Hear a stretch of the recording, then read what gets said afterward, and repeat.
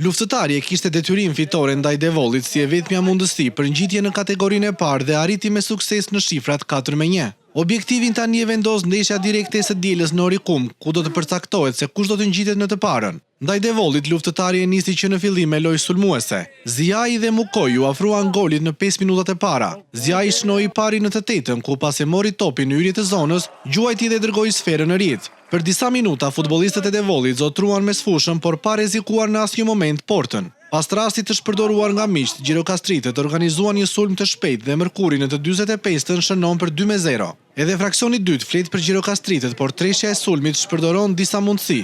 Goli i tretë erdhi pas një aksioni model të nisur nga Mukoj, që pas kombinimit Mërkuri Mirani Ziaj në të 54-ën e dërguan topin në rrjet. 3-0 dhe 5 minuta më pas Ziaj ja kthehen dhuratën Mërkurit, që nga afër me kokë shënon përsëri dhe shkon në 4-0. Ritmi i lojës vazhdoi njëjtë edhe pas zvendësimeve, por rastet e krijuara nuk u shfrytzuan. Në fund të ndeshjes Ivani shënoi golin e vetëm për Devollin, duke fiksuar rezultatin në 4-1, ashtu si në ndeshjen e fazës së parë. Luftëtari kryeson me 47 pikë, po aq sa edhe Oriku, ndërsa Devolli zbret në vendin e 4 në klasifikim.